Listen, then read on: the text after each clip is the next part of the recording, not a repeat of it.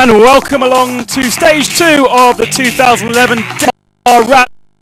Plenty of action for you in the bikes. Castor pushing hard. Problems and action aplenty for Volkswagen today.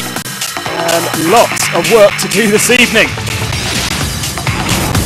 And Robbie Gordon exchanges his monster Hummer for something rather smaller.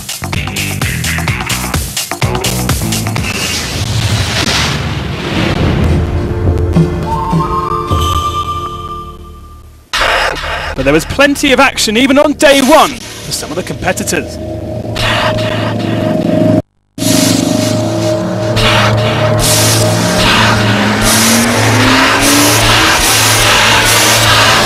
biggest story of the day was Marcos Patronelli, the Argentinian man who won last year's event, had a problem with his bike. La verdad que me está castigando, me está pegando todo el día.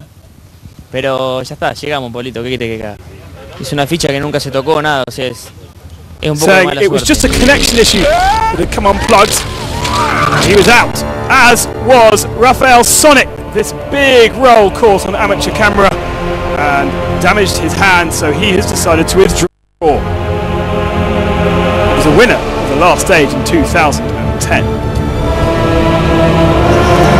In the car category, it was always going to be dramatic for the new Mini. 300 kilometres of testing the car had done before it arrived, and therefore the 370 kilometre liaison was okay, but once Shishri started pushing, he found some serious problems. Firstly, cooling issues slowed him up on various occasions, and then problems with the rear axle, they thought at first. When taking off the wheel, they realised the brakes had gone. The tyre had machined its way through the disc. Because it's a new car, instructions were needed to find out how to fix it, and eventually the two drivers managed to do so and get the Mini back to Parc Fermé some 55 minutes later than the rally winner.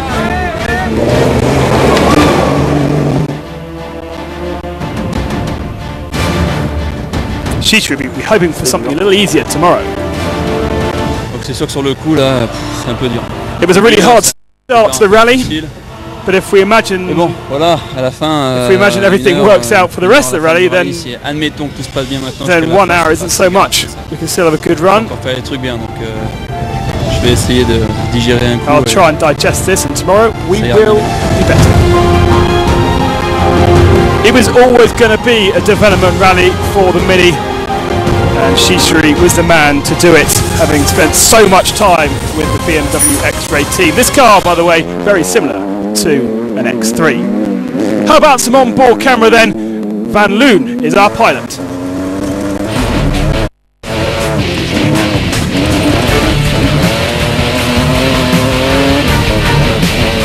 The Dutchman finished 13th on day 1.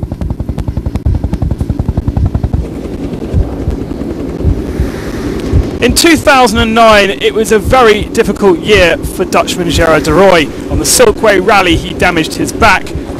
Sadly, once more, it's happened here at Dakar 2011. He missed the 2010 event because of the injury. Many different surgeries to try and fix his back. He thought it worked, but going over a bump, he lost all wind in his lungs, and he was out of the race. There's good camaraderie between the truck drivers, teams alike as well. And he comes over to consolidate with Kamaz. We go to the hospital and then...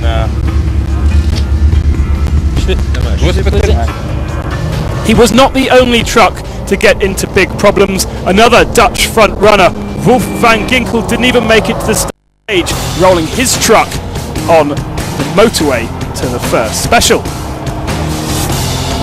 It was Vladimir Chagin who took stage victory, some 4 minutes and 40 seconds ahead of Lopez, but even he was slightly disappointed at Gerard de Rooij's withdrawal.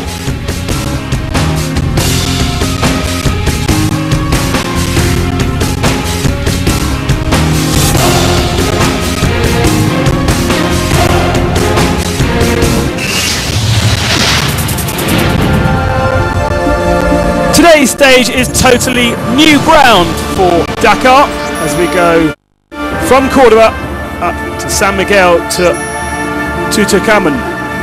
300-kilometre special for the bikes, a little bit longer for the cars before a long liaison.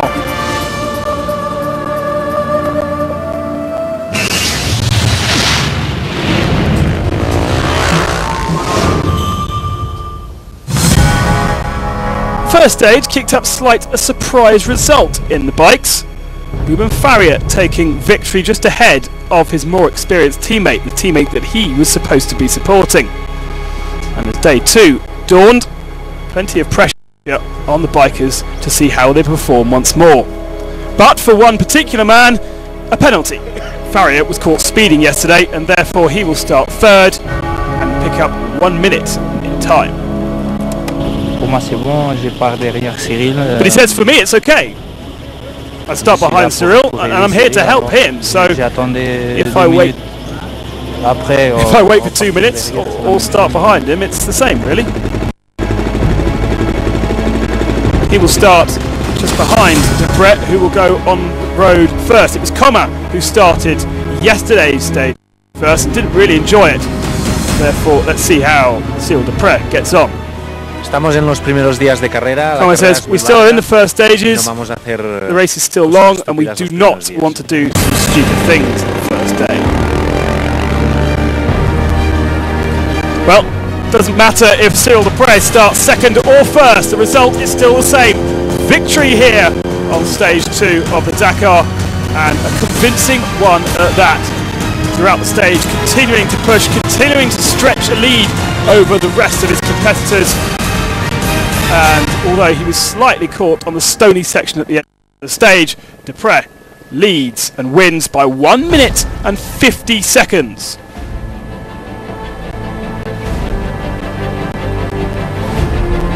Marc Comar was second, found yesterday very challenging, especially the mountain section at the end, and hasn't yet looked as comfortable on the 450 KTM. Happy not to be starting the stage, but did lose time passing Farrier on the road.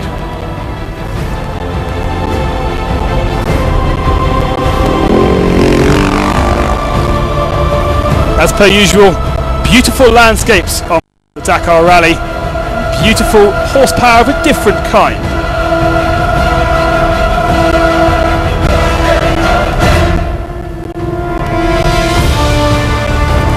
Third position today was Frenchman David Castor. He finished 14th after dropping his bike over a jump yesterday and was very concerned for the spectators' well-being when the bike went into the crowd. Having found out the spectator is okay, his mind back focused on rallying, and despite this mistake, he was nearly second fastest in the overall classification, but drops to third on the sandy section after a few mistakes and pushing a little too hard. He's now 6th overall, 10 minutes down.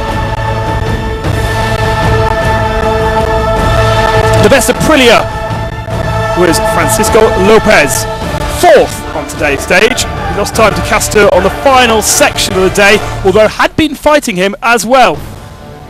Claimed that the dust was really causing problems for him, though not that many bikes in front of him. Overall then, 4th, 7 minutes down on the rally leader.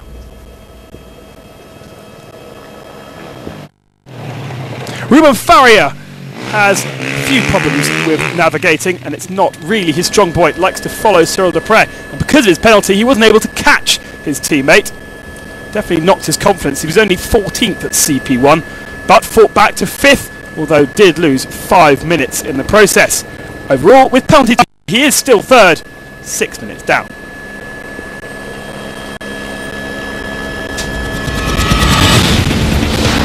A new name to Dakar, Olivier Pain, had a very quiet first day on board the Yamaha, 14th on day 1, but the ex-Rally Raid world champion who's supporting Cordy Villidoms absolutely trounced his teammate. 6th on this stage, 6 minutes and 40 down from the rally leader, but he got a 2-minute penalty yesterday for speeding. Another Yamaha, Jonas Street, had a slow start to the day. Again, 12th at CP1, but managed to get to 7th by the end of the day. The American was the first Yamaha on the opening day, but slightly struggled in the sandier conditions. He was just under a minute slower than Pat. Again, the best BMW was Paulo Goncalves. The bike working well, not running for the Works full-time Speedbrain team, instead for the Bianchi Patra team, and really enjoying the stage. 8th today, 3 seconds slower than Jonas Street. Helder Rodriguez was 11th yesterday, but slowly building himself up and pacing himself. Wasn't really worried about not getting into the top 10, but did today. 8 minutes behind the prep overall.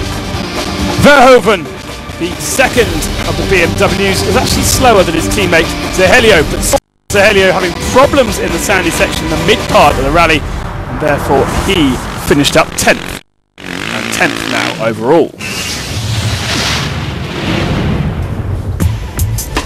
So results of the stage then seal the prayer from Coma Castor. Then the first year Aprilia's in 4th position, Faria is finished in 5th, and then second of the Aprilia's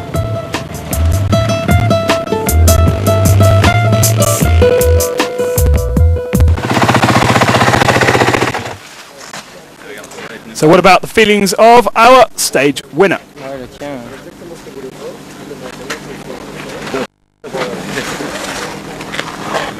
Au ravitaillement essence au kilomètre 169, j'avais pris un petit peu At refueling at a kilometre 169, à marque et puis I had taken some time to mark, around 1 minute, and I had a really good feeling, so I decided to attack in the second part.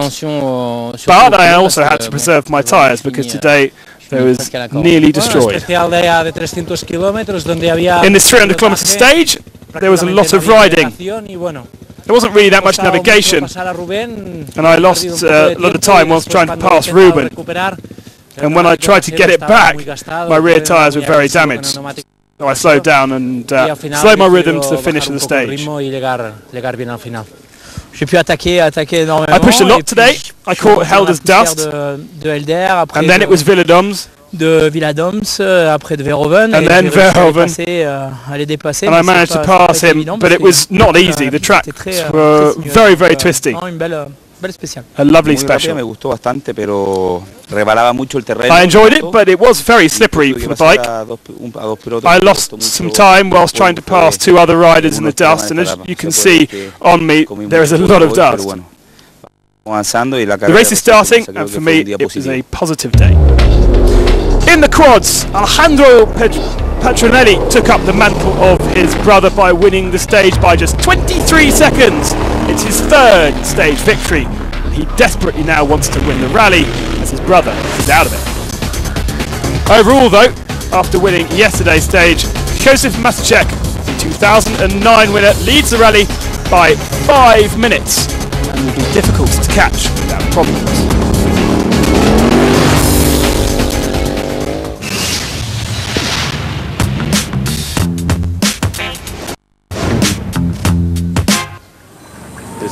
A new smell has come to the Dakar bivouac, and it's a strange one.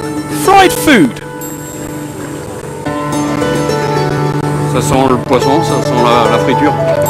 Sometimes it's chips, sometimes it's fish. This is a story of the Eco Challenge, biofuel. This biofuel is very special because it comes from oils of the school kids and kitchens and businesses of our various employees. The oil would normally have been thrown away. After the success of its first run in 2010, when the car won T2 using 20% biofuel, the only way was to run 100% this year on the Toyota. Normally, the loss of performance is only about 5% on the test bench, but in real conditions, when we're driving, we don't really feel any difference. It's not a problem. What can be the problem is actually to do the race and liaison completely, because we need to bring more fuel. We don't have this stuff at petrol stations. For the first time, Dakar organisers have created an energy challenge in response to the need to be environmentally friendly. It combines all different energy types, and there are 7 cars involved. Chilean Autogas team are out to discover how gas works on the Dakar Rally.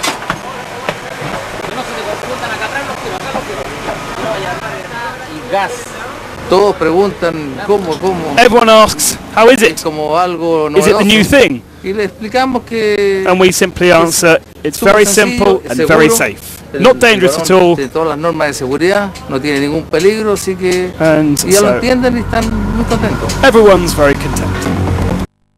Gas is very easy to find in Argentina, but in case of lack of supplies, the drivers can switch to a normal fuel system. The system does not emit any carbon dioxide, instead oxygen and water. I would say these two different pollutants are the difference between us and the diesel petrol cars. Thanks to this and many more projects, the rally emits just 5% in comparison to the Football World Cup. A great achievement for Dakar Rally. Ending the battle for the remote is as easy as 1 + 1.